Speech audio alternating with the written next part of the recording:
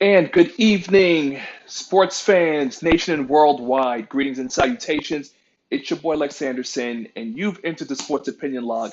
And in tonight's episode, I, the Prophet, fresh off the shovel pass, will decree my bowl game predictions. Thank you very much for tuning in. So we're just going to do what we do best, or I'm going to do what I know best, and that's hit the ground running. When I had last left off, shout out to the Oregon Ducks for that lackluster. A win is a win. I'll just leave it at that. Final score was 7-6. They win their first bowl game since 2014. So let me not have any complaints like a disgruntled, spoiled fan. The uniforms are fire and representing the Ducks until the day I depart the earth.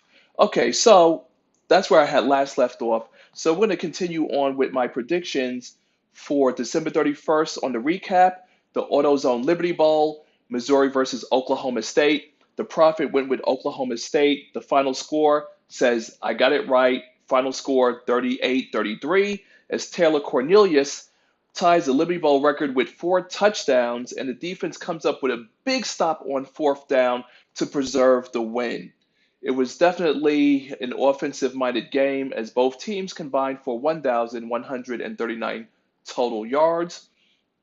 In the San Diego Credit Union Holiday Bowl, Northwestern versus Utah. Now, this was a very funny one because Ida Profit had went with Northwestern to win, only to see that they were down early 20-3. But what happens in the third quarter?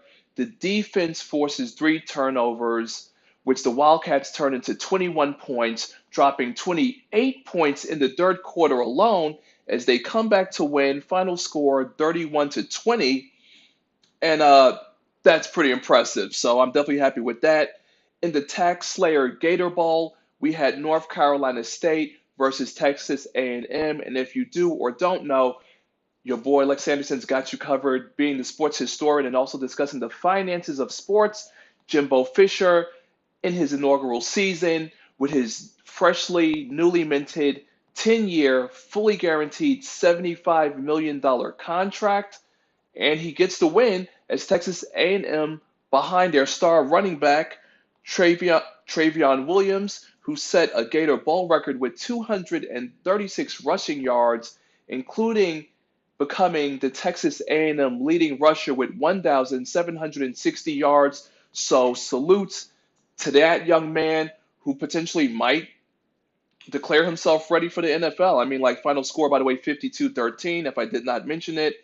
And shout out to Jimbo Fisher, bringing Texas A&M back into prominence. That's always a good thing. So I had a very good day on the 31st. However, January 1st, new year, new day, wasn't as so kind to me. And I will get into that after this shout out. And this segment of the January 1st New Year's Day Bowl games is sponsored by this wonderfully created cupcake. Made for me customized cupcake, actually, made by my coworker who sponsored me.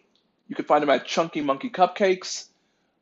There's currently no website or social media. However, if you follow me on the gram at Celebrity Hair Core, I will follow you back there. The cupcakes are displayed there.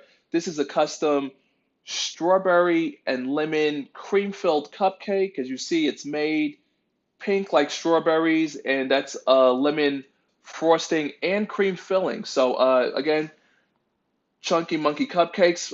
Phone number is 212-748-9501. Excuse me. Sometimes the fives look like threes.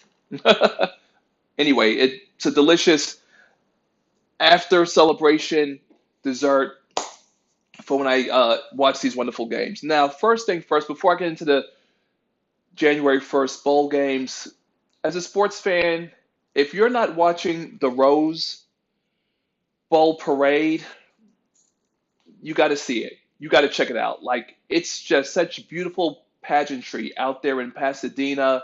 It's 131 years old, or is it 132? It's definitely 130 something, but The Rose Parade is beautiful. Seeing these floats and these parades made out of flowers and roses and grains and rice. Like it's crazy what people do. People from all over the world and the marching bands are just amazing, honestly. So in the future, if you're trying to recover from a hangover, or if you're not hungover, make time. It's from 11 a.m. to 1 p.m. I had mentioned it in the last video to check out the Rose Bowl parade, so make that a must see, especially if you're a parade fan. There's nothing like it in the world. Okay, and unfortunately, the start to the new year wasn't as kind to your boy, Lex Anderson, aka The Prophet, starting with the Outback Bowl, in which it was Mississippi State versus Iowa. I was going for Mississippi State. Final score 27-22 as the Iowa defense saves the day, as the running game had three running backs combined for 4 yards on 15 carries. Like, that's a humiliating stat to lose a bowl game by.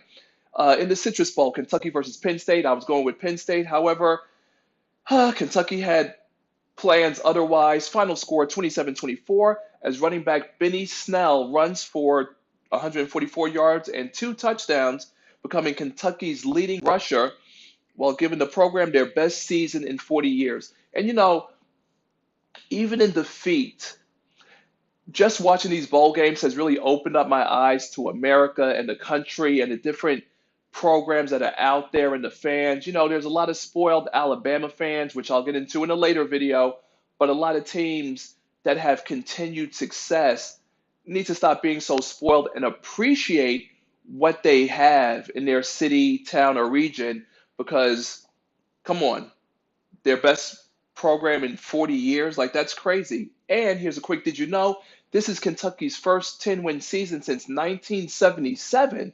Like, come on, like, show some humility.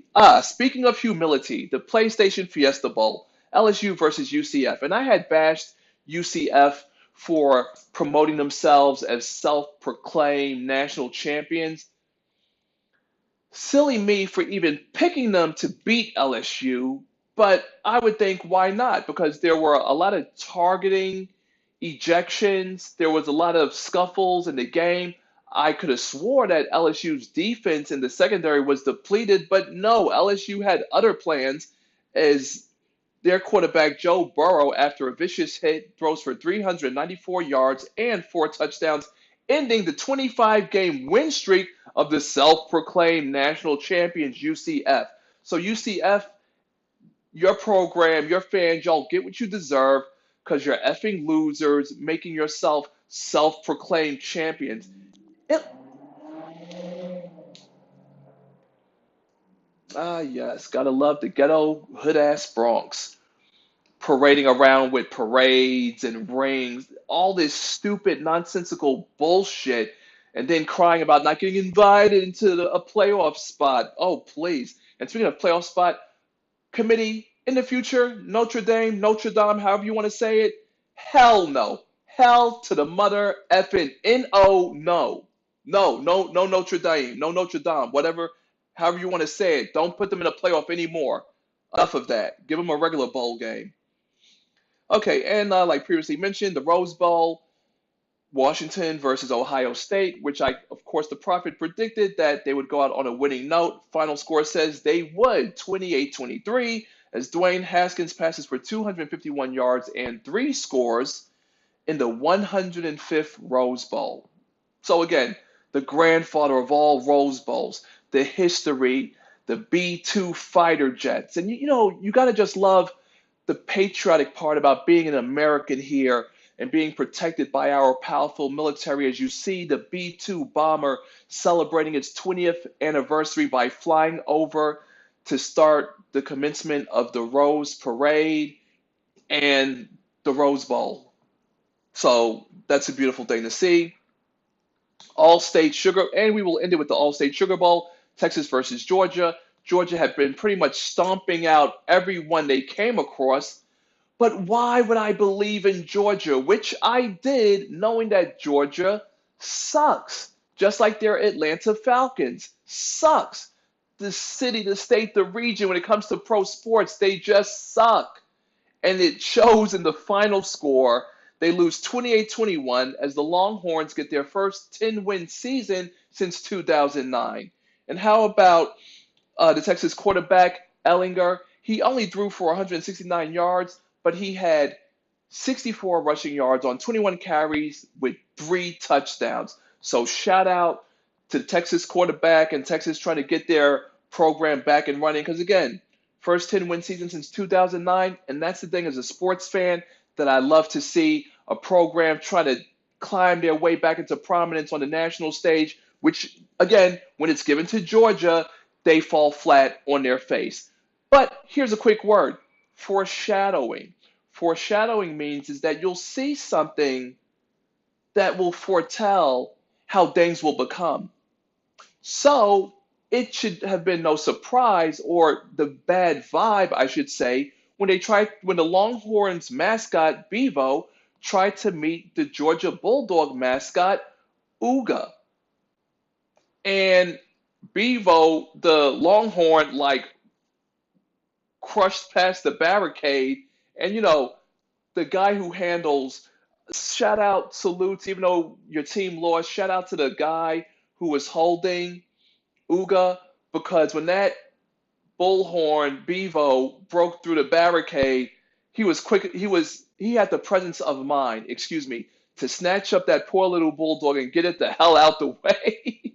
But yes, that's foreshadowing, because the Longhorn was about to eviscerate that poor bulldog, and even though it didn't get its horns on it, the Texas Longhorns, the team did more than their part in making sure that Georgia would be manhandled, worn down, and eviscerated, and they ended their season with a loss. So, future reference: don't ever believe in the Atlanta Falcons. Don't ever believe in anything coming out of Georgia. I had even sung the Outkast song, Georgia, all for nothing. Well, the reason why I'm wearing the Oregon Ducks black is because that is the end of my bold predictions, except for the championship game. But my total record for my first time ever as the prophet decreeing these games, my record is 25 wins with 14 losses. Very impressive. And I still have the championship game in which I'm going for Clemson. I, the prophet, decree that Clemson will bring home the national championship over the Alabama Roll Tide. If you think otherwise, do the right thing. Drop a comment below and let me know what you think, or let me know how you did. Hell, let me know if you even liked this video, whether it be good or bad. Bring on the comments, baby. Thank you very much for tuning in. And before you go, make sure you do the right thing and subscribe to this channel and press that bell icon to your right thing so you stay notified of any and all upcoming future videos. Thank you very much for tuning in to the Sports Opinion Log. This is your boy Lex Anderson doing what I do best. Popping my collar because I'm signing out. Go Ducks! And that is a wrap on another fine video. Oh, yes, indeed. Yes, indeed. Very good landscape with these bowl games. As a sports fan, you definitely need to check them out. You never know what you're missing, seeing these programs and learning about the history of different schools. And if you're a fashionista like me, when it comes to your sports gear, you got to check out these college teams, man. Like, their stuff is good. Stop wearing the regular hood shit that everybody else wears, especially if it's a pro NBA team. Step your game up.